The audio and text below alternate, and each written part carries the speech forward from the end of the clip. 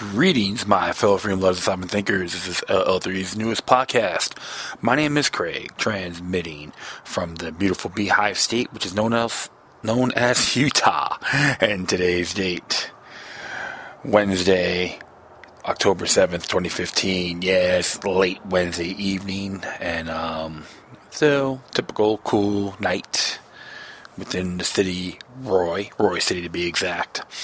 And just browse around a few things. I'm not going to go too long. I wouldn't be surprised if I do. However, before I do the topics, do the latest reading from the Felix Cancer Treatment Support Fund from GoFundMe.com is Felix Torres. I know I did an episode on him. This is actually update number 5. So, you can look at the other past updates there as well.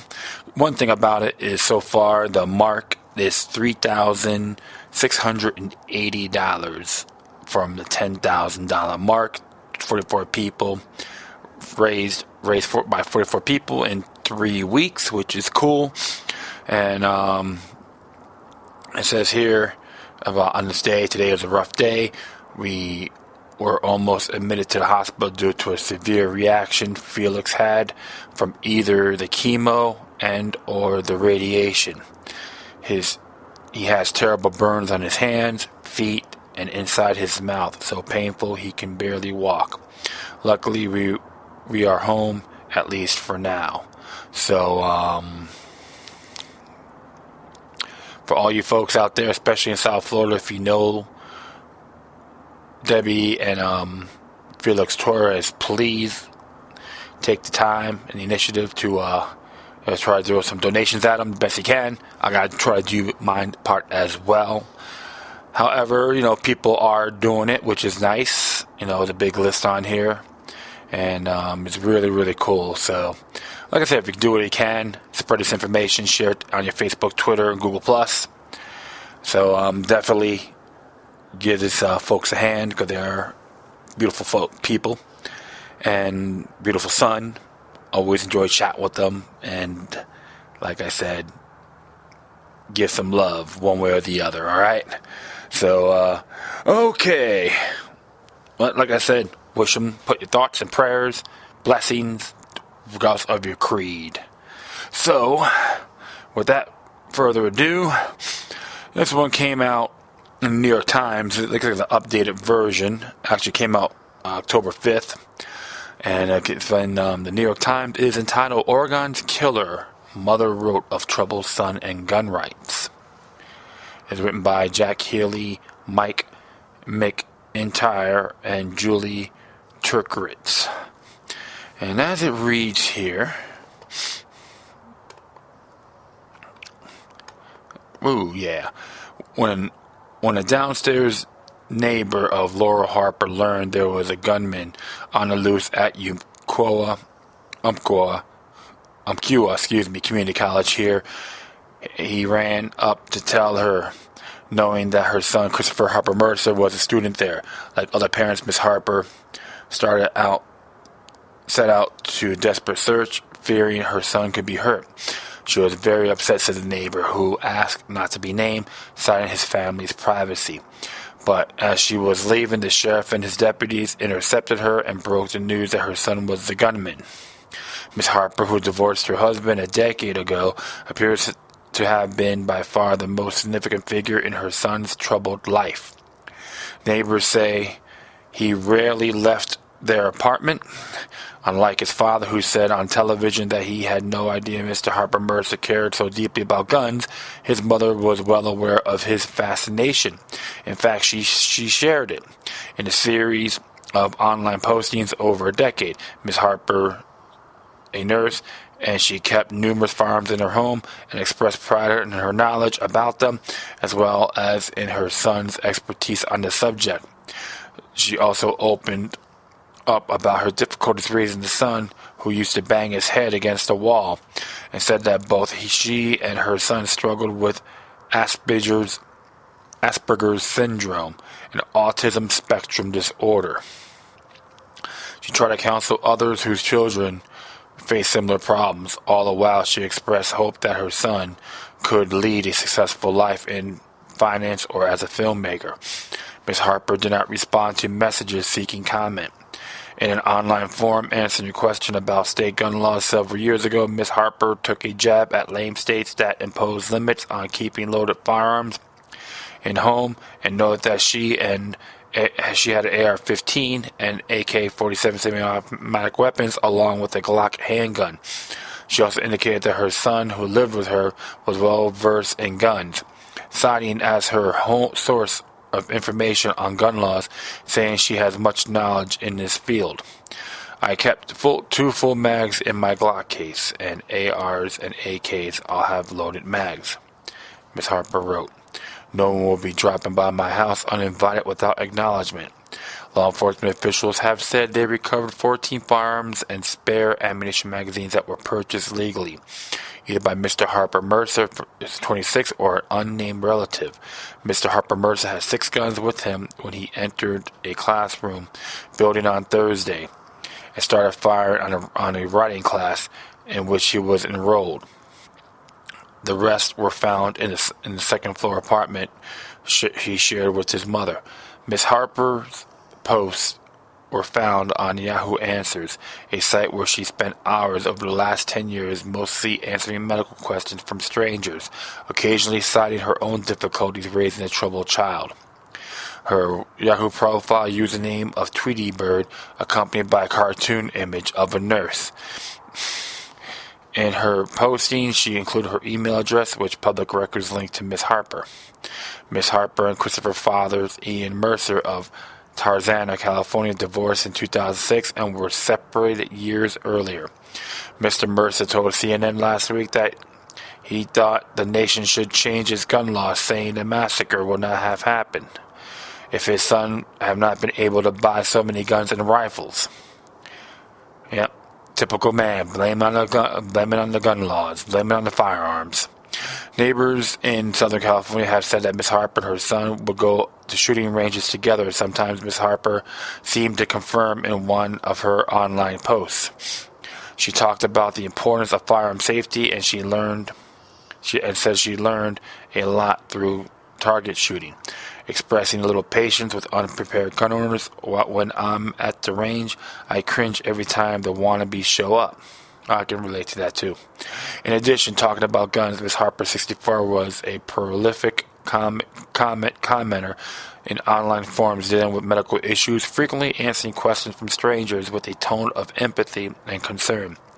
She expressed having expertise in autism, saying that both she and her son, whom she never identified by name, has Asperger's syndrome.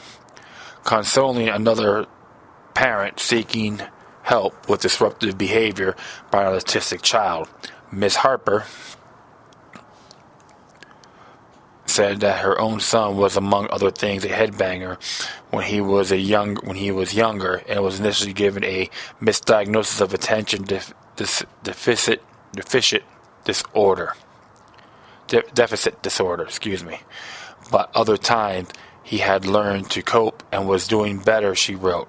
"I was in your shoes, and now my son's in college." She expressed frustration with people who questioned how successful a person with autism could be, noting, "I have Asperger's, and I didn't do so bad. Wasn't easy, understatement, but it can be done." She also said she had dealt with it on a daily basis for years and years because of her son, who she said was progressing well. He's no babbling idiot, nor his life worthless," Ms. Harper wrote. "He's very intelligent and is working on a career in filmmaking.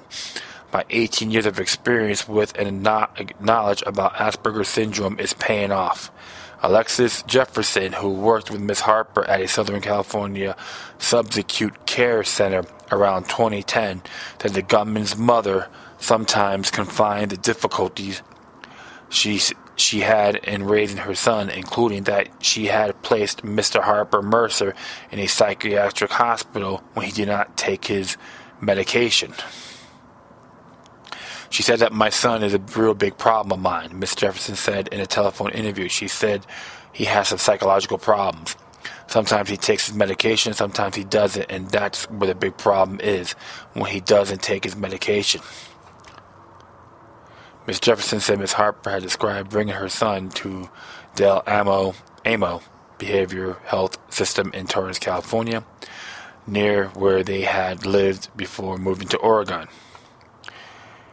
He calls and says, take me out, Miss Jefferson said, recalling her conversation with Miss Harper. She didn't take him out until the doctor said he was ready to get out. One piece of advice Miss Harper dispensed online for a parent with an autistic infant was to start reading to the child as soon as possible and to use expressive gestures. An online posting from 6 years ago included the unlikely revelation that she used to read to her son a book by Donald J. Trump, the real estate mogul now running for president, who recently suggested that childhood vaccines cause autism, a claim Ms. Harper dismisses in her postings. In fact, before my son was even born, I was reading aloud to him from Donald Trump's The Art of the Deal, she wrote. And for the gesture effect, I was practically a meme. And now my son invests in stock market along with me, turns a profit, and is working on a degree in finance. His language and reading skills are phenomenal. I tell you this because it's not too late for you to start helping your daughter.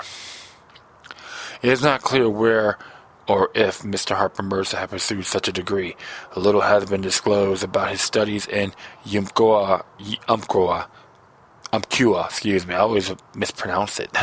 In California, Mr. Harper Mercer enrolled at El Camino College from 2010 to 2012, but officials there would not confirm where he obtained any degree or certification. Both son and mother moved to Oregon about 2 years ago. Mr. Mercer said he had not seen either of them since. Neighbors in the apartment building where the mother and son lived, said that Mr. Harper Mercer rarely strayed far. They would see him getting the mail or walking down the road to buy soda at a market, but he said he did not appear to have a job in Roseburg and stayed home most of the day. At night, when his mother went to her nursing job, a neighbor whose bedroom was directly below Mr. Harper Mercer frequently heard him pacing until 3 or 4 in the morning.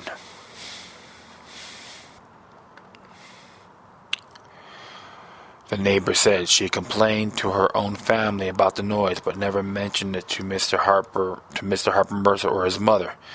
In an interview in their ground floor apartment, the neighbor, a young woman, and her mother echoed of other people's memories of Mr. Harper Mercer as quiet and distant. They said Miss Harper occasionally invited them upstairs for a visit, or when she was writing a complaint.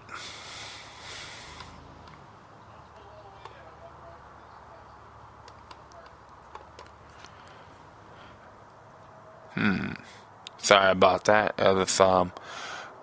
Write a complaint letter to the apartment managers about the smell of marijuana smoke or late-night guests at another neighbor's apartment. She would ask her son to say hello, but he rarely chatted with them. Chris would be just in his room, the young woman said. The young woman's mother, who immigrated from the Philippines, said she had shared Filipino meals with Miss Harper and that Miss Harper had taught her how to drive. She wrote a letter of support when Miss Harper was applying for a $1,500 scholarship to continue her nursing studies. The family still has Miss Harper's thank you card. Once again, thank you very much for helping me with my scholarship application, the note says. Now I can attend the nursing program without having to stress about tuition. The day of the shooting, the young woman from downstairs rushed home to check on her toddler and saw Miss Harper standing outside talking with the police. It was Miss Harper's son who had killed 9 people and wounded several others before exchanging fire with the police and then taking his own life. She was still in denial of it, the young woman said. She just handled it like a nurse would. It was like another person's life. Here's a correction came out on October 8th. An article on Tuesday about Laura Harper, the mother of Christopher Harper Mercer, the gunman in Oregon College massacre, misstated her professional background. She's a licensed practical nurse, not a registered nurse. So there's a little correction there. And it is disturbing because with the health issues, the meds, possible, that's why I always question these things, these mass shootings. It's been pretty consistent with SSRI cases, including this gentleman here. And even tackling his demons with the Asperger's syndrome, which is a form of autism. And sometimes autism, people can get distracted, don't focus a lot. They're on their own little world. So how come people not more talking about this? Even in Washington and a lot of these political figureheads, jugheads in general. This is why I always question these shootings. And I'm not the only one. People are really catching on. I know the last episode talked about they haven't heard any shootings and this and that. So, but the contrary of this is SSRI cases. This is just another example, according to with this article. That's why I'm not really too surprised. A lot of these shootings, even with Nathan Gale, he was a very disordered man who shot Daryl Abbott, which is become Dimebag Daryl, in Columbus, Ohio. He's playing Bianca Pantera. So, that was horrific. And if you analyze Troy, from the Virgin Tech shooter, he was totally off the wall. And of course, the assailants from Columbine High. If you watch their videos about before the shootings, their eyes are very coexisting, very cold, very dark. And many of us question, how come these political jugheads, including Barack Obama and Hillary Clinton and all the manifestors out there that want licensing firearms, this and that, and they hate when I use the Ninth Amendment. They get a little bit defensive. And you know what? You can use a defense mechanism on that. It's null and void, as far as I'm concerned. And I digress. This is why I always have to observe, pay attention, and look at the bigger picture. And I'm glad many folks are learning to do that as well. And there's even individuals on video tell the anti-gunners to stick it. And I'm being nice. That's what they're saying. But they use more profanity. So what I'm going to do, I'm going to add this article and SSRI stories, antidepressant nightmares. And there's lots of stories on here. And of course, one of them is the whole thing about the Oregon killer, testimony focused on drug use in Benadia attempted murder trial. Data, yeah, it's really shocking. All right, so definitely I want you folks to take the initiative and look at this and share it to everyone you know, even to the compromisers when it comes to owning firearms, self-defense, or they want to compromise on natural law with their unnatural rhetoric or agenda. Okay? But that's what I'm going to talk about that. And speaking of doing things half-ass, the lazy way, this came out October 6th. It's from Activist Post. Now, Hillary is pushing for laws so that shooting victims can sue gun manufacturers. Oh my goodness. This is by Melissa Dykes. And it says here, Hillary is parading around the campaign trail with her new gun control initiatives. She's already happily floating The idea that she'll bypass Congress and pass gun control legislation with executive orders as president. Hooray! And she's not even the actual nominee yet. We know she will be, but still, it proves one thing. She just admit to everyone she's gonna breach her oath of office. And she is one ugly, disgusting pig that she is. And I'm sorry to say that, but I am critical toward this woman for the past 23 years and still consistent.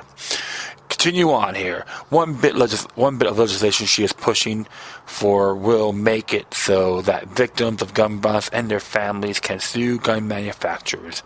Yes, because every company that makes any product in America should be afraid at any moment they will suddenly be held responsible and financially liable and possibly driven out of business if a random customer uses their product in an illegal manner. So it proves one thing about Hillary Clinton hates businesses. Oh yeah. Manufacturing businesses. So right there, she hates manufacturing. But when she speaks, she'll blame everything on the Republicans, and I'm not praising them myself. But I will continue on. Following that logic, here are some examples of legislation Hillary is not pushing for. Suing car companies who make cars drunk drivers kill and maim people along with alcoholic beverage companies who provide it to drink. Suing oil companies when an arsonist buys gasoline of gas and uses to burn down a full house of people. Suing clothing manufacturers when someone stabs one or more people with a knife. Suing Big Pharma when someone poisons someone else with pills. Suing moving truck companies when a guy plants a bomb in it and uses it to blow up the building. Hey! Very good there, Miss Dykes. I like that.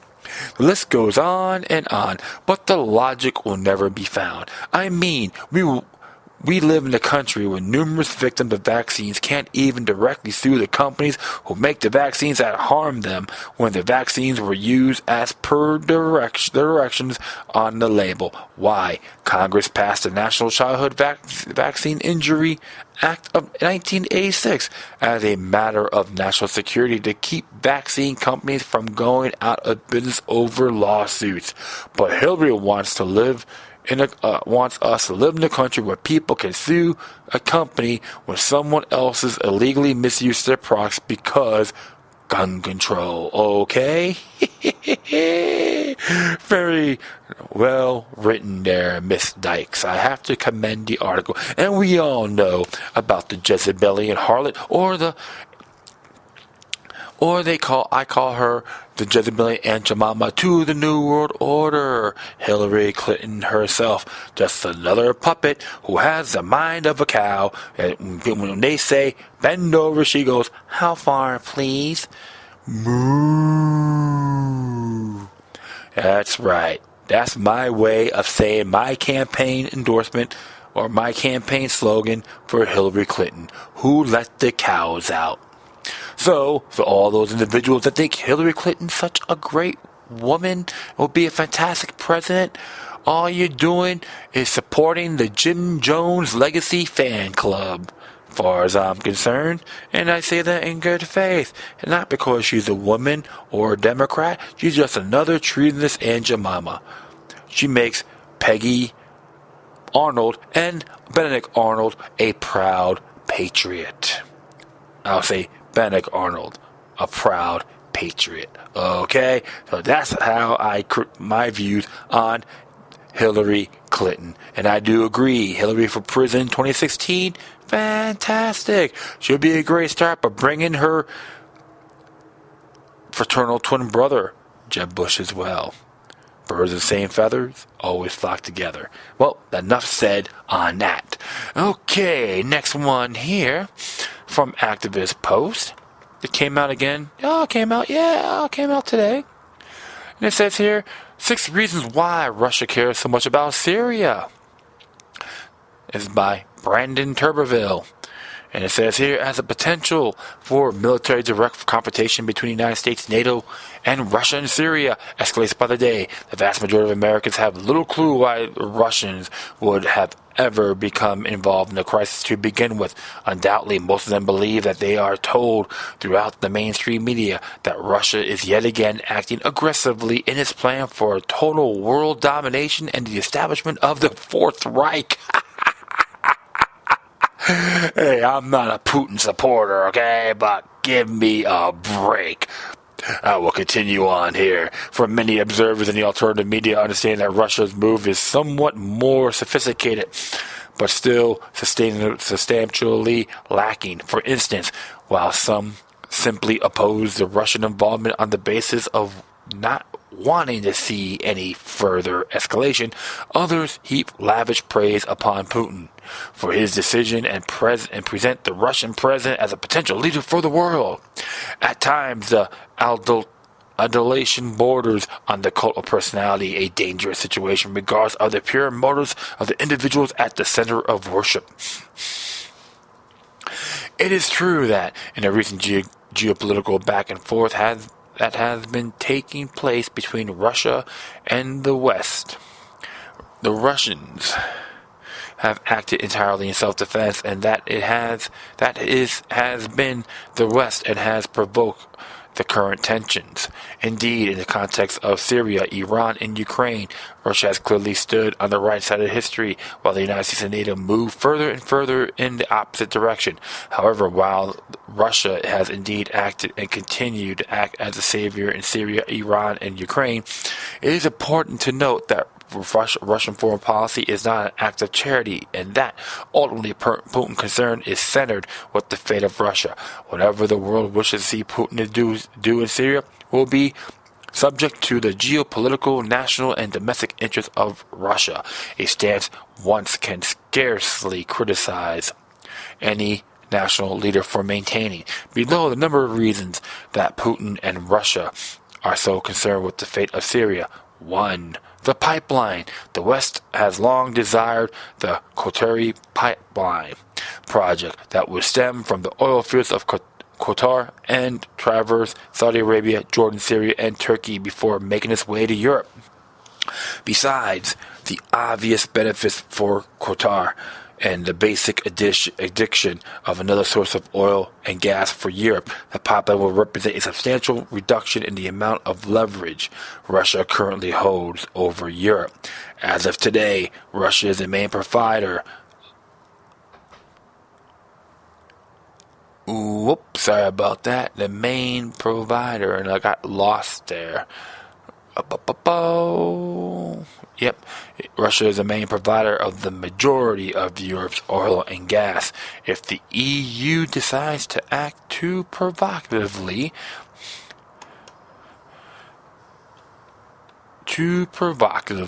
and looks like my something dropped. Come on, get up there.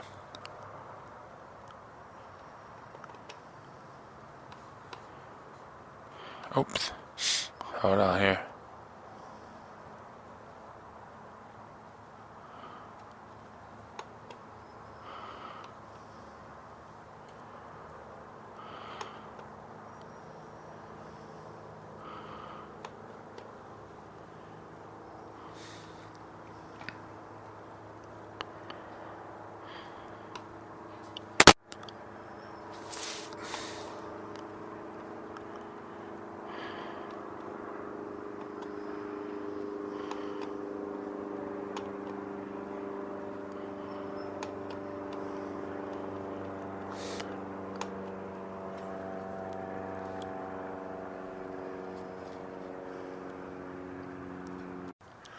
Yep, sorry about that. It was had a little drop there, so I got everything revived.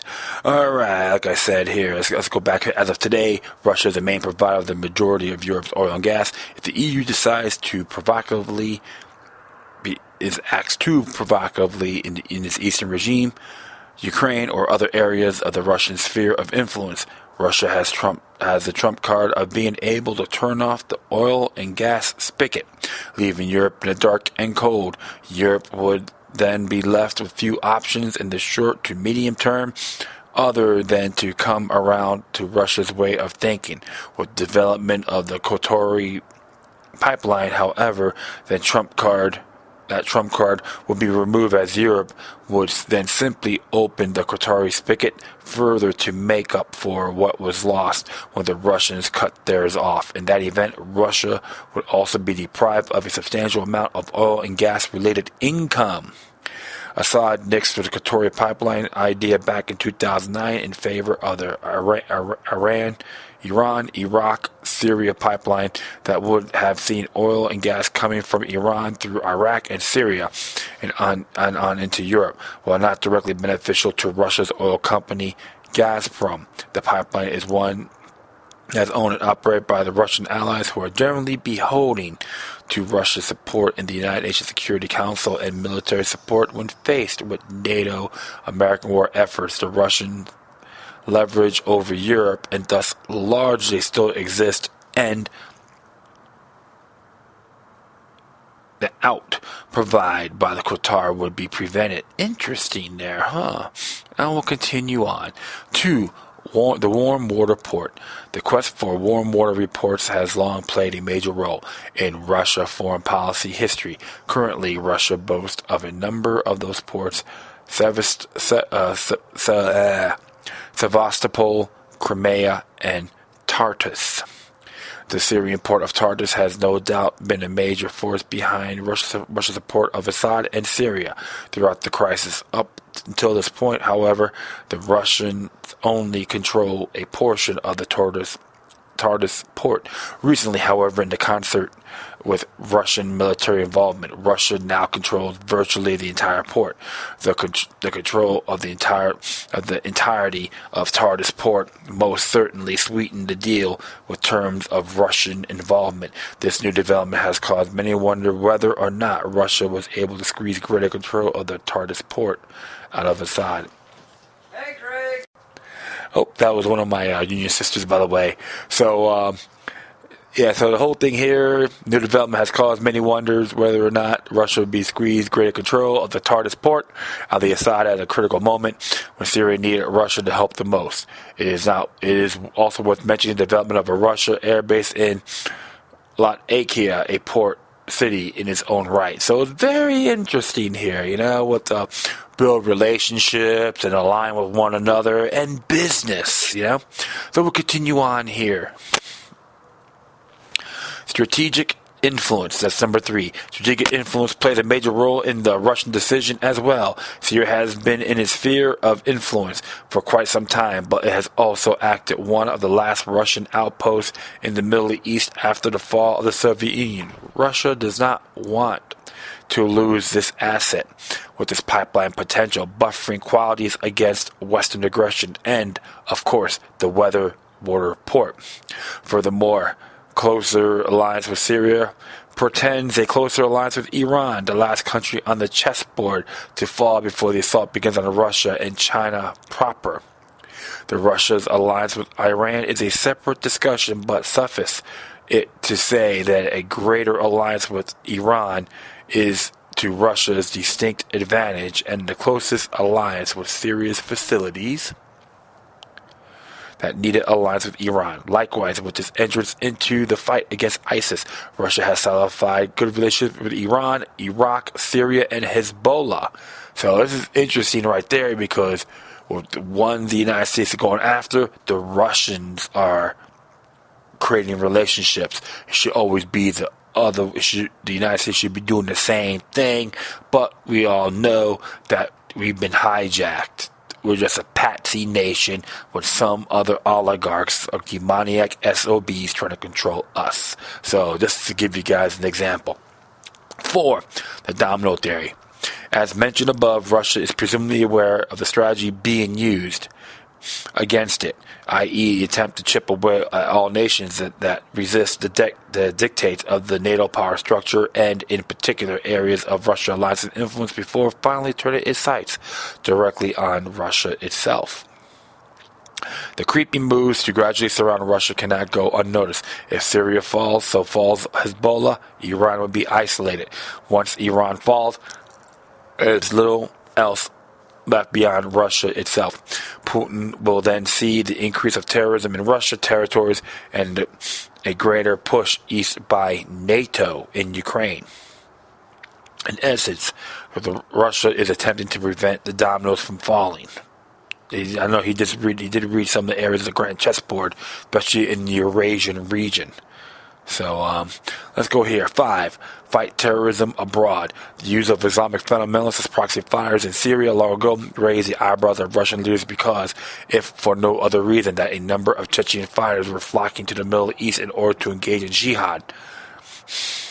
The fear was not only that they would return to Russia and begin launching terror attacks, but that the networks that control both Middle Eastern jihadists and Chechen variety would begin directing their proxies to attack Russia inside Russia, i.e., Chechnya, and even farther inside the country, with the constant threat of Western-backed Chechen fighters and Russia launching attacks inside the country in the forefront. Turkey and the puppet government of Ukraine recently collaborated in the creation of the Muslim Brigades to be used against Russia in Crimea and other areas surrounding or in Russia. Thus, Russia is attempting to fight ISIS abroad, so they don't have to fight them at home, by destroying an organized structure that may exist in Syria and hopefully reducing the number of dupes, fanatics, and psychopaths in absolute number. 6. The Turkish expansion. While perhaps not the most extensive threat by any means, Turkey is attempting to spread its influence across the Middle East and Asia, a theory that includes Russia as a target as well.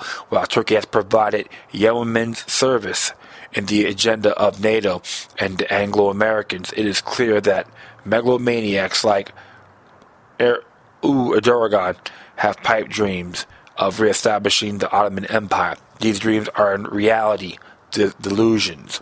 However, these dreams make Turkey dangerous in the meantime, particularly to Russia. They attempt to promote Uyghur terrorism. Let's let you know there's a lot of links on here too, so you can check it out yourselves. In Asia and around Russia, Asian, Eurasian borders, and Tatar terror in Crimea is a reason enough for attempt to crush Turkey's plan for Syria. While Russia's position in Syria is without a doubt beneficial to the Syrian people, it should not be romanticized that the Russian government is simply sitting at home watching the crisis unfold, overcome concern for the victims of the war. The truth is that many factors have come into play in this regard. We should not allow ourselves to assume that the world leaders are concerned with all of the same issues as the people they lead. Still, is without question that in regards to Syria, Ukraine, and virtually the entire geopolitical angle, Russia finds itself on the right side of history. As observers, activists, and the people of the world, we must support these efforts where they match up with their own agenda and principles and be prepared to oppose them when they do not. So the whole thing is this. It's not trying to be lovey-dovey with Russia. We have to focus on the principle. Trying to build relationships instead of bombing them into democracies. This has been going on for too long. Okay, when it comes to empires. And you got the big banks and military industrial complexes trying to push, and trying to use the United States again as scapegoats. You know, we're just the pawns of the game. And our brothers and sisters who are fighting are getting bamboozled as well. So this is why I always say I support a republic, constitutional republic, not an empire, and I know I harped this enough times, and I know I'm going to proceed it in future shows. So, but people do respect me for that, and this is how come I've always be observant and examine everything thoroughly the best I can.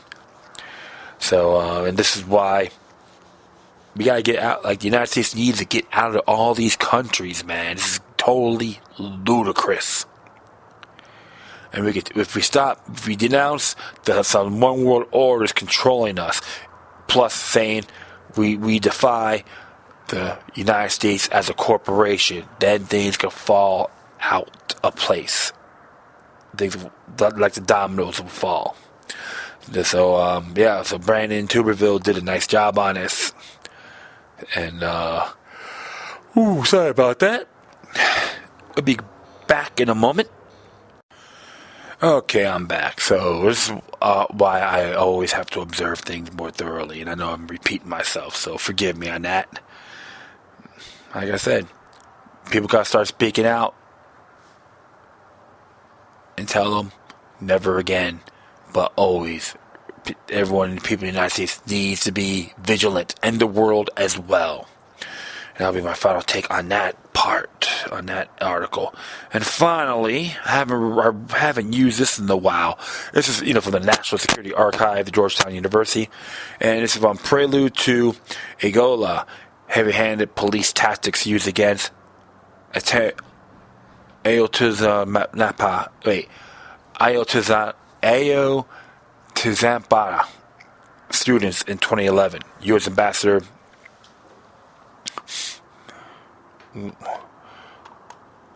Ambassador Wayne said the state was blaming victims and denying any responsibility.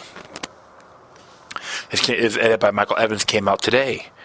It says here on October 7th, the U.S. Ambassador to Mexico, Earl Anthony Wayne, said that evidence of heavy-handed police tactics was strong and disconcerting.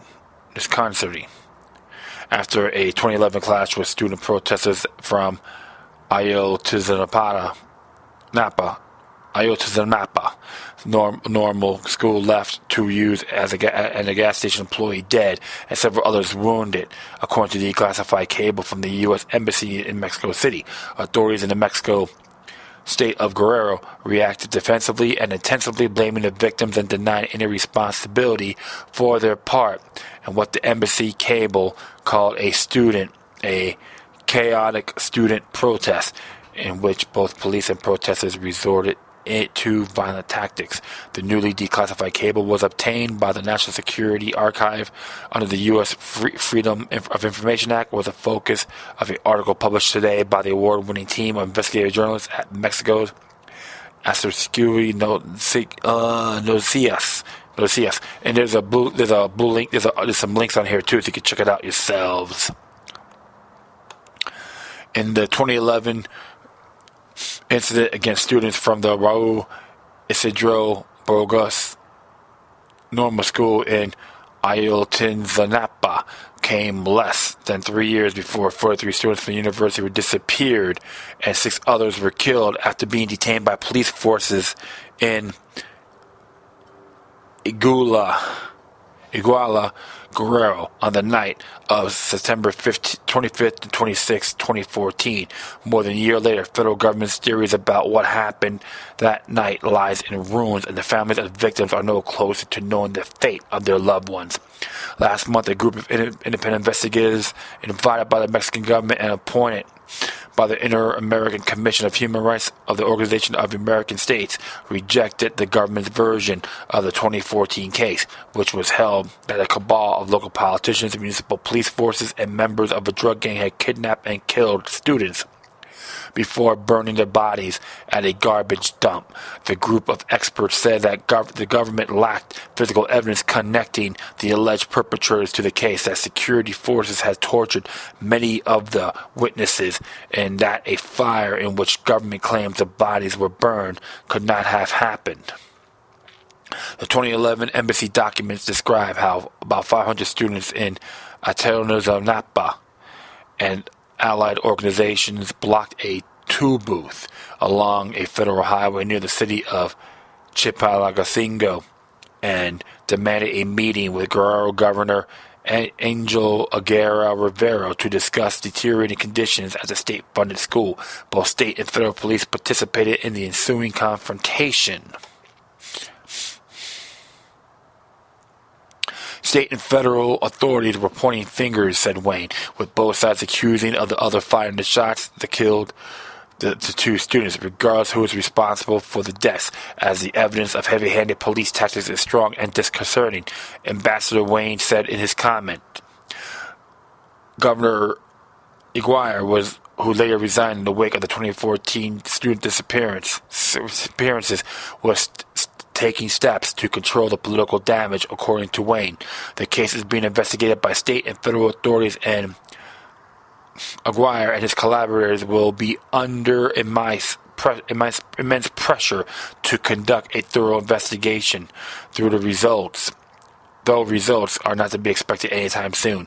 In 2012, Mexico's National Human Rights Commission found that government agents were responsible for numerous human rights violations in the 2011 incident, including arbitrary detentions, torture, cruel treatment, and beatings.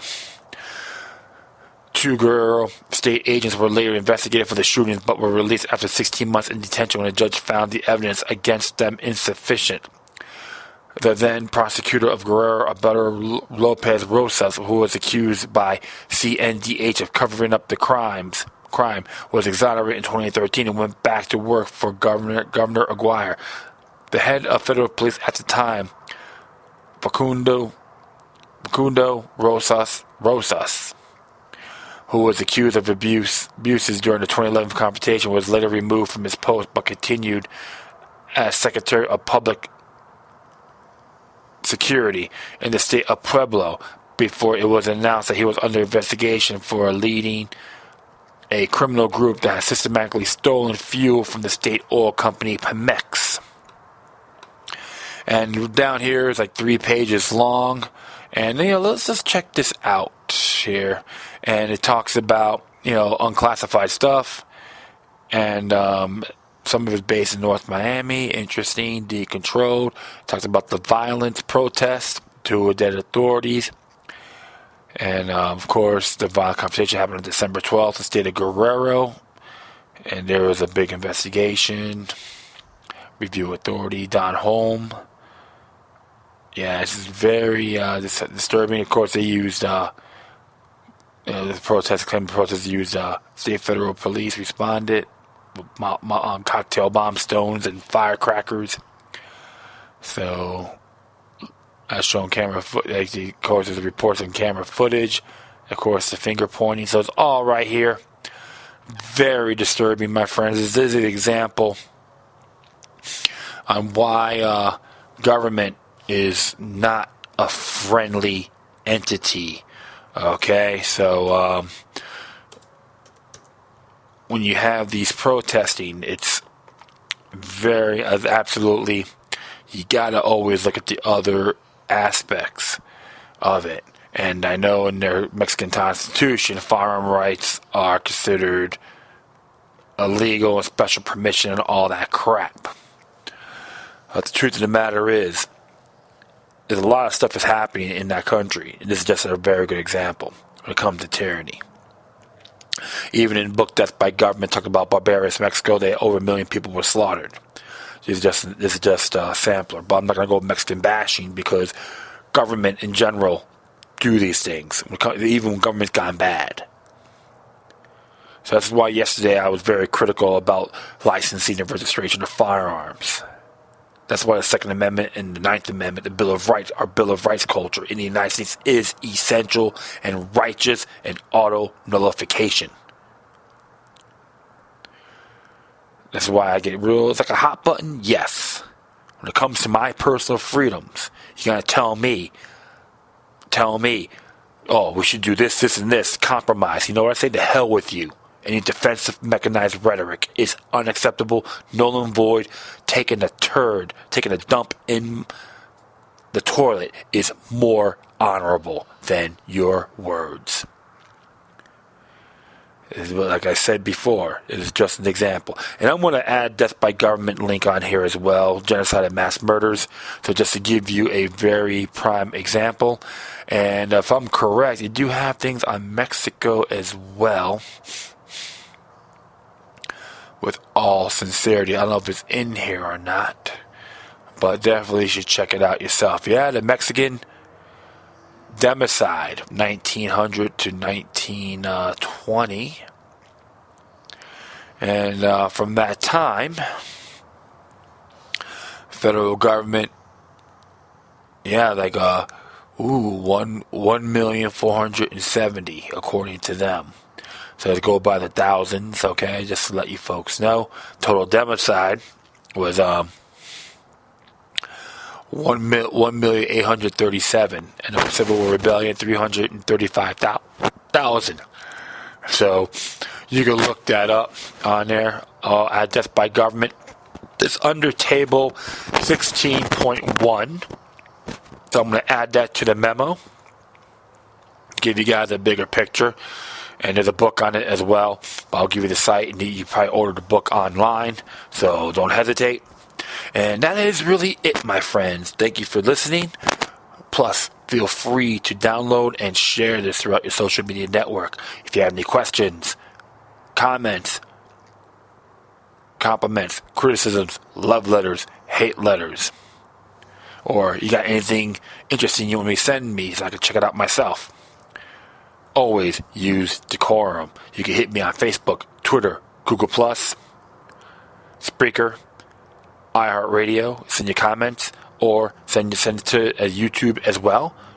In addition, you can email me at LokiLuck3, which is all together, the number 3, at gmail.com. Once again, thank you for your time. Plus, always remember that demoniac resistance is healthy for the soul and can liberate humanity. Until next time, take care of yourselves, keep on spreading the love, and may your guardian spirits be with you.